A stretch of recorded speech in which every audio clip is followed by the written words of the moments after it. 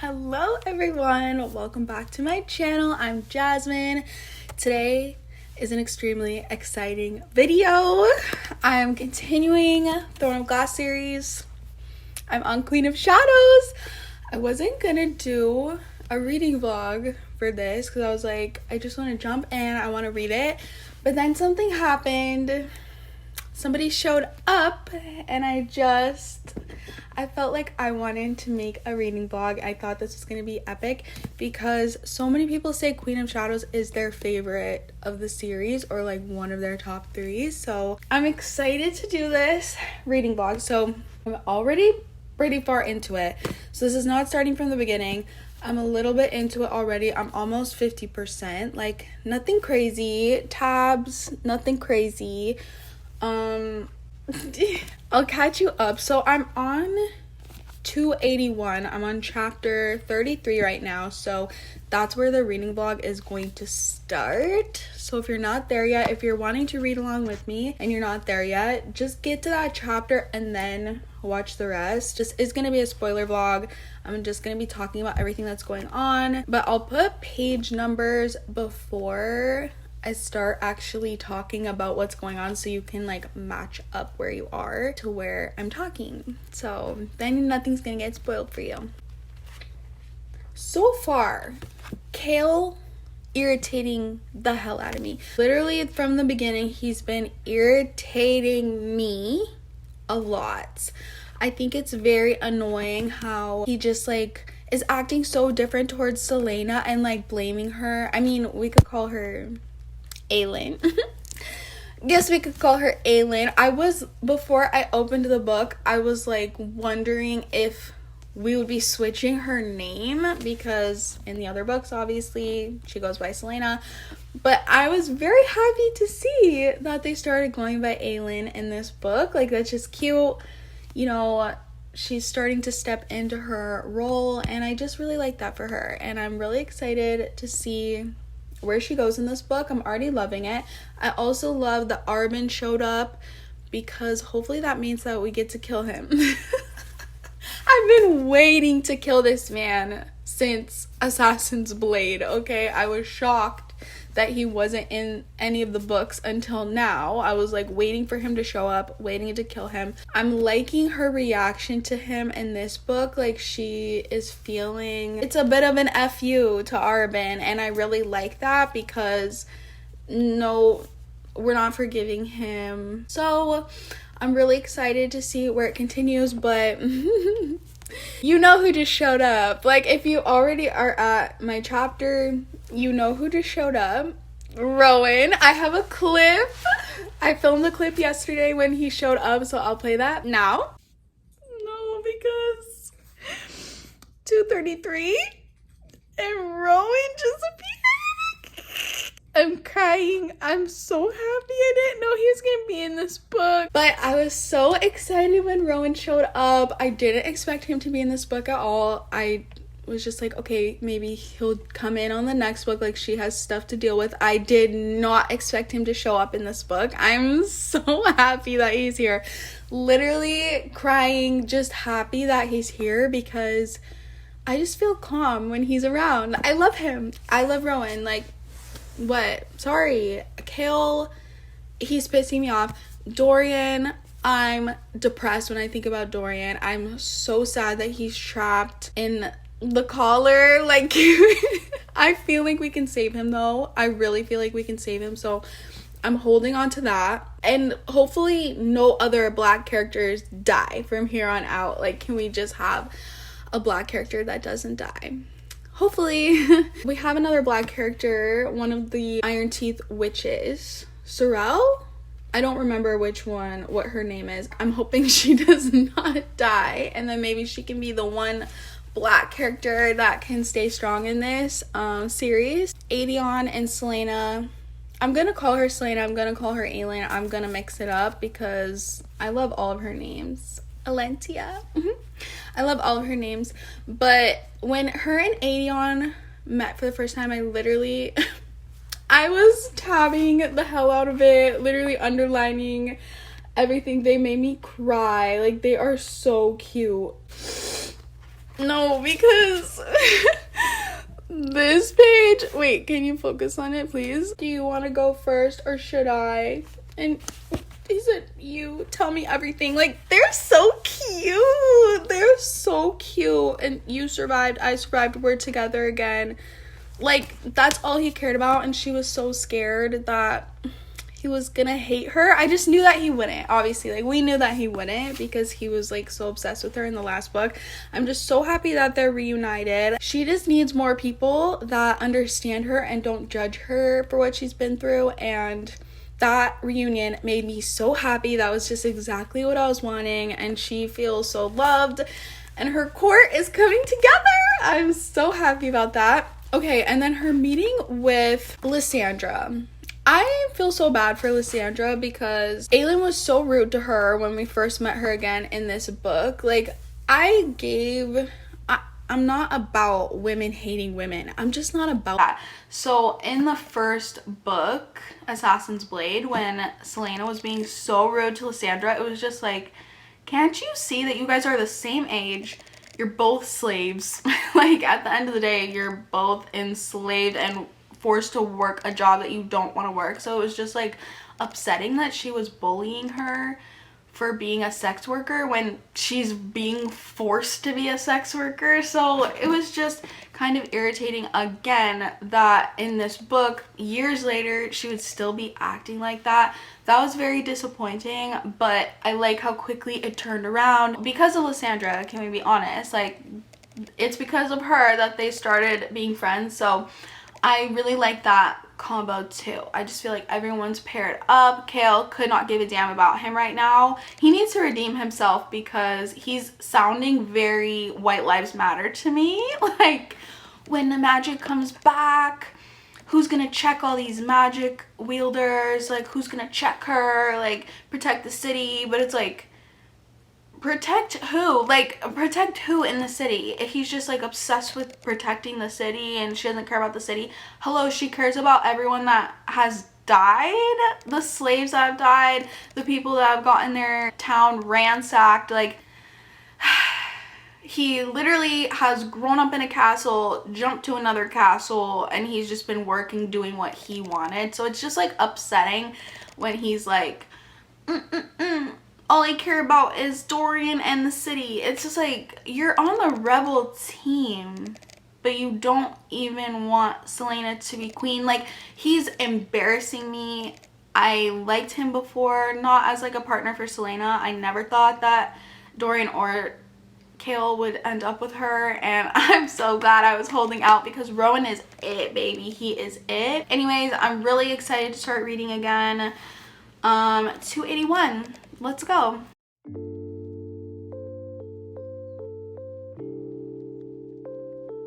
Okay, also I forgot to mention that we met a lead. I'm very interested to see kind of how a lead progresses in the story as a character. She seems cool. I'm into her. But yeah, I want to see kind of how her character builds.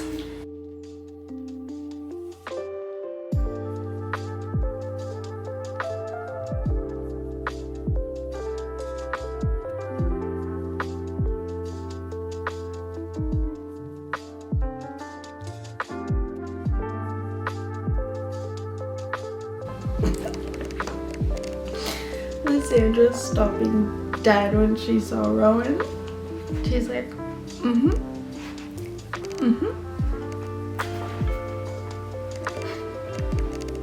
Rowan is so quiet. He said, I'm glad she found a female friend. He just gets Aelin. He gets her.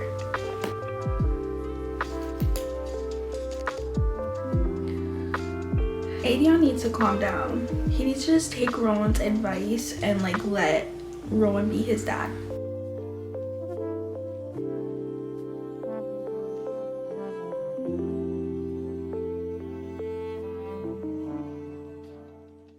Wait, I did not know what she was doing. She is sneaky. She is so sneaky. Lorcan was following her? No, she's stressing me out.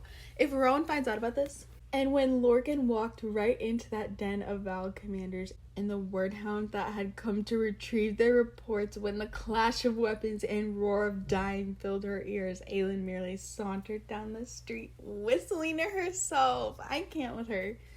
She is so funny. No, he caught up with her.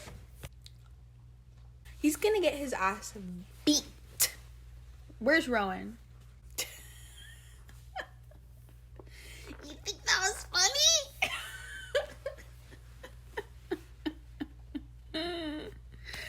Yeah, we actually really do.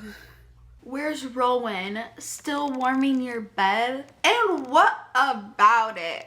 What about it? You have something to say? Say it to my face. Literally, what about it? And he's probably on his way here, honestly. Rowan!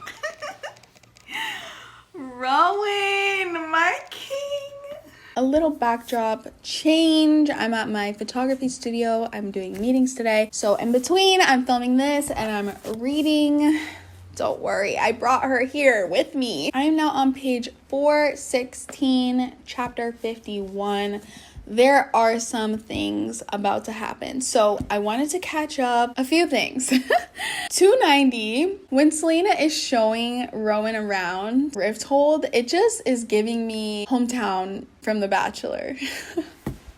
It's just cute, showing him the theater and playing music for him. Okay, but also, how does this man, this fairy, who's hundreds and hundreds of years old, how does he not know how to play the piano? I just don't understand that. Does he know how to play any instrument? I just feel like if you're eternal, like, doesn't every ancient man play the piano? That was surprising to me. But it was so cute, such a cute date. But like, literally that was a bachelor date. Empty amphitheater, just the two of them on the stage. You know, it was like probably perfect lighting. I just had this romantic, cute moment. Love it, because it really was like a date. They haven't really had that, so that was so cute. 299, Kale is killing Valg with Nezrin. So I have a few things to say. Part of me feels a little bit bad for Kale because, okay, he has no friends. He's lashing out, but he's being rude. And I really like that Nezrin tells him when he's being rude, and she's like, I'm just not going to talk to you. Like, that's fine. I don't care. I'm not going to talk to you. But he was so upset that she invited him to the bar. He invited her to the bar.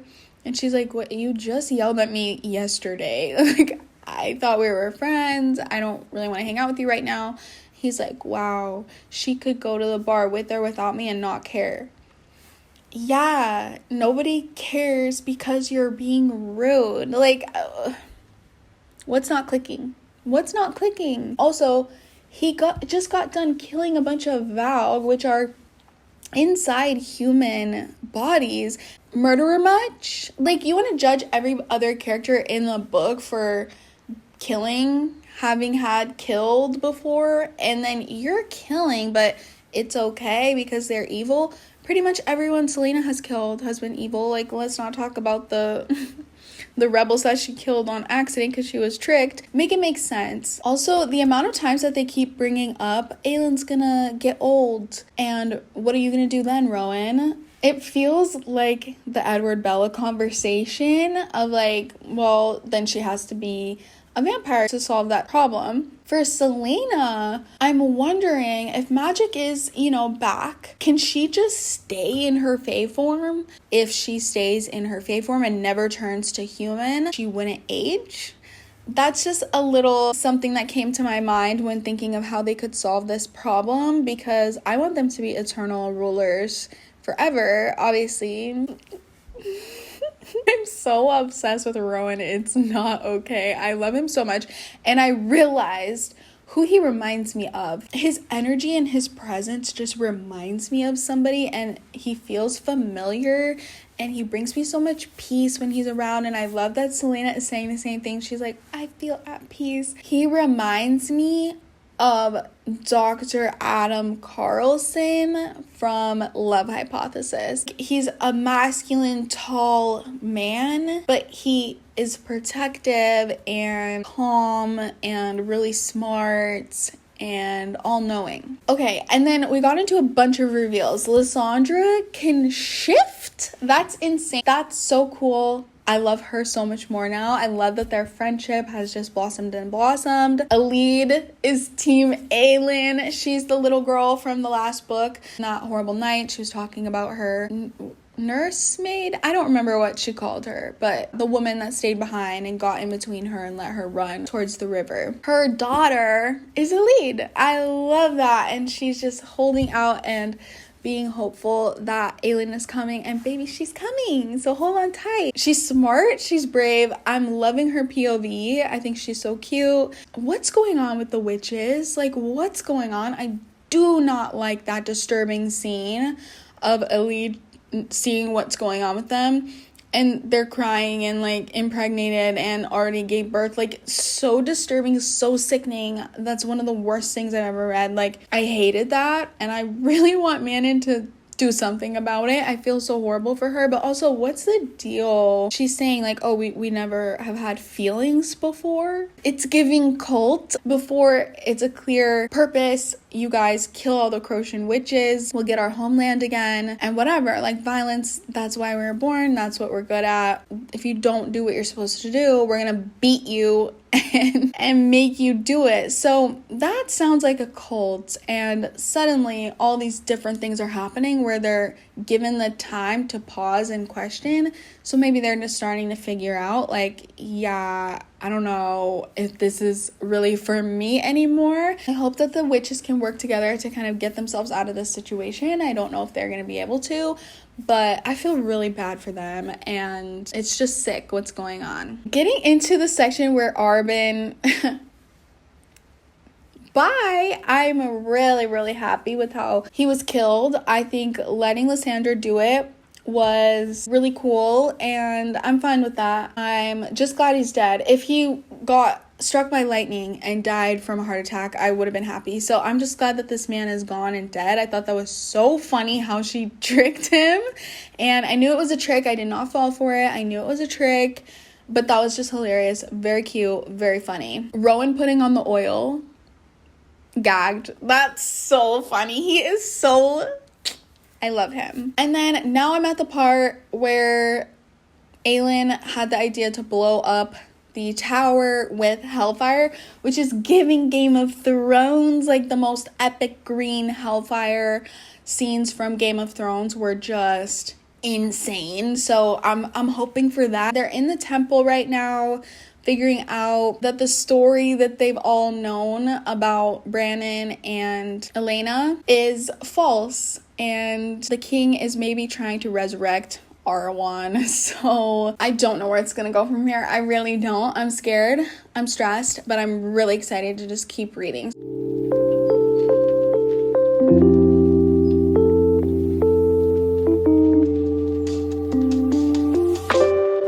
Focus on me. Focus. Okay, I'm so, wow, I finished it. The last 200 pages, I couldn't stop reading. I couldn't put it down. I feel like it was everything that I've been waiting for from this series. Obviously, the first book, Assassin's Blade, is a setup book for the first book, but then it doesn't even really talk about anything that happened in Assassin's Blade, so they don't even really feel like a pair. But then Crown of Midnight was, again, another setup book and extremely similar to Throne of Glass. And this book, Queen of Shadows, is like the payoff for all those books. I really feel like it met and exceeded my expectations for where I wanted the series to go. And I just have so many notes on things that made me so happy and excited, and let me get them out. Lysandra got kidnapped. Okay, that was horrible. But if Arben knew that Lysandra was a shifter, then why did he feel comfortable? I don't know. She was just a good actress. Like, she was a good actress. I'm just gonna chalk it up to that even Arben fell for her acting, and he just knew that about her. But I don't know, it feels like, why did he use it against her in that way? It wasn't very epic. Like, he got, and then his retaliation after he died was not very cool. So it was just annoying that she got kidnapped. But I love what happened. First of all, Manon and Dorian talking was just cute. Like a little bit flirty, a little bit cute. Like, is there gonna be a romance there? What's going on with that? And then Aelin and Manon fighting. No. Nobody prepared me for that. I did not know that was gonna happen. Nobody prepared me for that.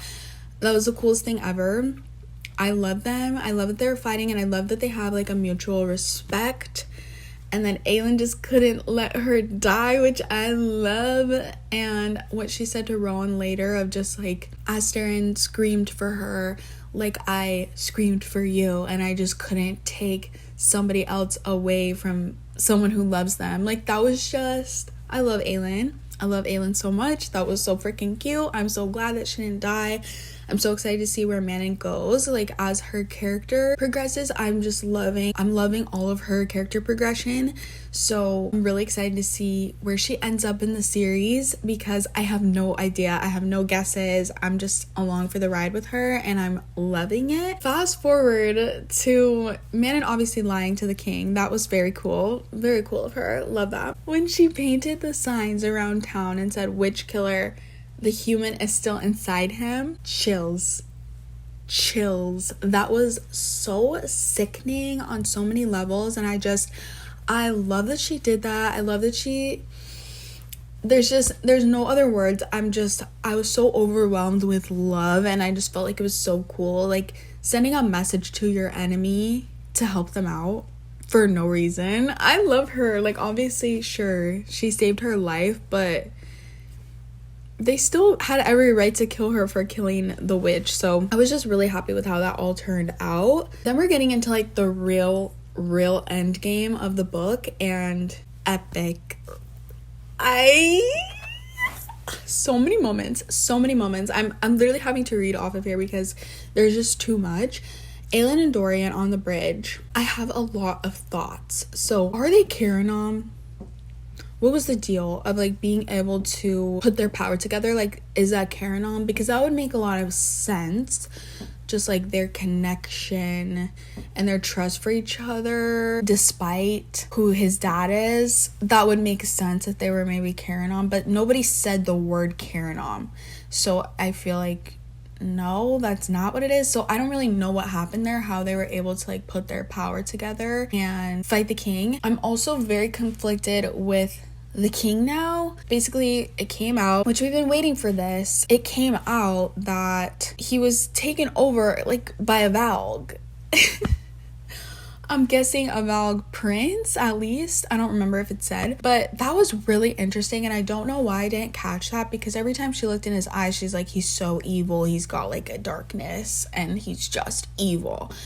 And I was just starting to get confused with his character, because he was evil and it just felt like there was no purpose for it. Like, okay, you're trying to build an army for another guy who's more powerful than you, and I don't really get that, because obviously he's gonna probably kill you like when he gets here. I don't know, it just didn't make sense, and it makes so much more sense now knowing that he was inhabited by a Valg prince or some kind of demon that is working with Parrington and obviously Erewhon. So that was really interesting, and the fact that he secretly, without his demon knowing, took out magic without the demon knowing why, that doesn't really add up to me, but I'm gonna let it go. It doesn't really add up, but I'm gonna let it go, because I don't know, I don't really care. But I feel like that doesn't make entire sense to me, and I wish they would have talked to him longer. He was just like, I'm about to die and you should kill me, but also I'm a good guy. And Dorian just didn't have any reaction. I feel like that almost would have triggered like confliction with Dorian. I feel like that would be a lot to process in that moment of like, oh, my dad was inhabited by something that I was just inhabited by, so I understand how it can make all these different decisions. But it's like he was so upset, he just didn't even have a chance to think about that. So that was weird, because I wish they would have talked to him longer, but it's okay. I'm just gonna let that whole thing go. Like, I really am reading this book for characters, and I had so many amazing character moments that I don't really care if some things don't make entire sense. So that's just me, but I kind of feel bad for the king. and I kind of want to know his story. Like, when did he get taken over by this? Okay, when he found the key, but how long has he been a demon? Like, it's just kind of sad. And also then, like, it was 10 years ago. Dorian was a kid, so he wouldn't have been able to track all that. So I don't blame anybody, but I'm just like a little bit confused, and I wish we would have talked to him longer. Rowan and Aedion. I love that Aedion's like actually respecting him now and taking his advice and like working as a team and calling him his brother. So cute, obsessed. Lysandra, Aelin paid all her debts, so she's no longer bound to Riften and being a sex worker, which is so exciting for her. She's not a slave. She just gets to make her own decisions. And when Magic came back and she showed up as the freaking ghost leopard, like, I knew back when she was bringing that up and they were like, yeah, ghost leopard, and Aedion like looked at her and she was like grinning. That was just, I'm like, I know she's gonna be a ghost leopard later. Not later in this book, I thought maybe in the war or something, but maybe she'll bring it back out. That was so cool, so exciting. I love it. I love that she's like, beauty has no purpose for her anymore. She just wants to be a disgusting monster and eat men, and I love that. I love that for her. And honestly, thinking about it, I think I would like to do that too. So I respect her. I think she's cool. I think the character that I relate to the most, honestly. I love Lysandra, and I really hope that she sticks around in the upcoming books because I really like her. Okay, and then Nezrin shooting the arrow that was gonna hit Lysandra, just shooting it out of the...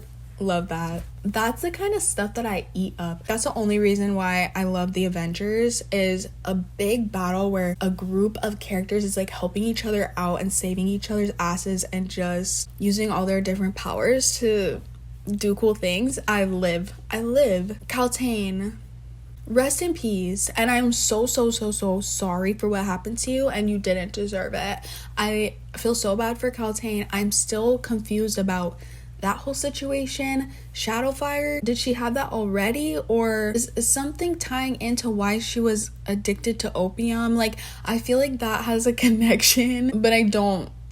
Again, she's dead. I don't know if we're really gonna get answers. I don't know if we did get answers and I'm just confused. I don't know, but I feel bad for her and I miss her. Alid crying when she died.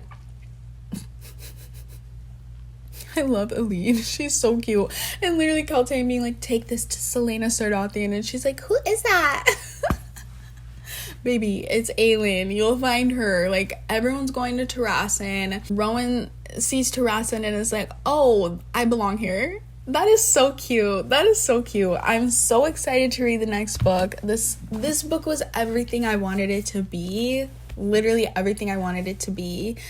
And I'm so excited. Kale, okay, he was brave for a second and he was paralyzed. Okay, we're gonna get him healed up probably.